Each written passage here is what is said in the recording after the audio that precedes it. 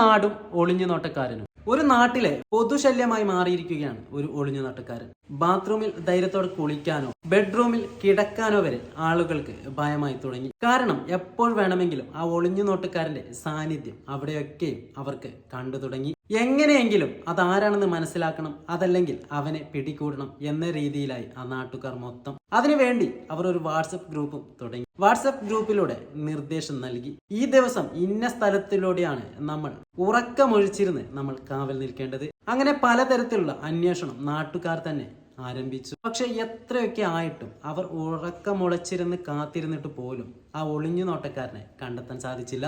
കാരണം ഇവർ എപ്പോഴാണോ ഉറക്കമൊഴിച്ച് ആ ഒളിഞ്ഞു നോട്ടക്കാരനെയും കാത്തിരിക്കുന്നത്, അന്ന് ആ ഒളിഞ്ഞു നോട്ടക്കാരൻ വരുന്നില്ല. പക്ഷെ ഇവരുടെ സാന്നിധ്യമൊന്നും ഇല്ലാതിരിക്കുമ്പോൾ അവന്റെ സാന്നിധ്യം വീണ്ടും ആ നാട്ടിൽ അറിഞ്ഞു തുടങ്ങി. അങ്ങനെയിരിക്കെയാണ് ആ നാട്ടിലെ ഒരു വീട്ടിൽ CCTV ക്യാമറ ഫിറ്റ് ചെയ്യുന്നത്. പക്ഷെ അവിടെ CCTV വെച്ച കാര്യം ഈ വീട്ടുകാരനല്ലാതെ മറ്റാരും തന്നെ അറിഞ്ഞിരുന്നില്ല. പക്ഷെ അന്നൊരു പ്രത്യേകത ഉണ്ടായിരുന്നു. ആ നാട്ടിലെ ആരും തന്നെ ആ ഒളിഞ്ഞു നോട്ടക്കാരനെ അന്വേഷിച്ച് ഉറക്കമൊഴിച്ച് കാത്തിരുന്നില്ല.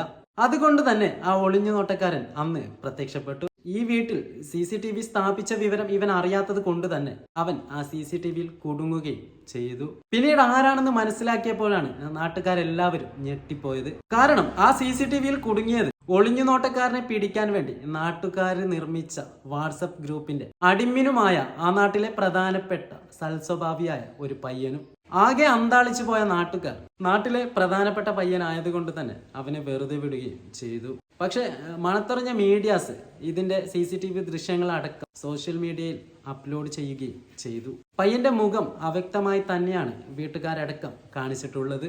എന്തു തന്നെ ആയാലും ഇതിനെ കേസാക്കാത്ത സ്ഥിതിക്ക് ഒരു കസേരയും വെച്ചു കൊടുത്ത് അവന് ഒളിഞ്ഞു നോട്ടത്തിനുള്ള അവസരം നൽകുന്നതല്ലേ നാട്ടുകാർക്ക് നല്ലത് എന്ന രീതിയിലുള്ള കമന്റ്സ് ആണ് കൂടുതലും വരുന്നതും. ഇനിയെങ്കിലും കള്ളന്മാരെ പിടിക്കാൻ വേണ്ടി വാട്സപ്പ് ഗ്രൂപ്പ് തുടങ്ങുമ്പോൾ തീർച്ചയായിട്ടും അതിൽ നടക്കുന്ന കാര്യങ്ങൾ ഷെയർ ചെയ്യരുത്. കാരണം അതിന്റെ അഡ്മിന്റെ ബുദ്ധി തന്നെയാണ്. അങ്ങനെ ഒരു ഗ്രൂപ്പിന്റെ തലപ്പത്ത് തന്നെ ഇരുന്നാൽ അന്ന് നടക്കുന്ന കാര്യങ്ങൾ മൊത്തം അറിയാൻ സാധിക്കുകയും അന്ന് താൻ ചെയ്യാൻ ഉദ്ദേശിച്ച കാര്യം ഒഴിവാക്കുകയും ചെയ്യാമല്ലോ.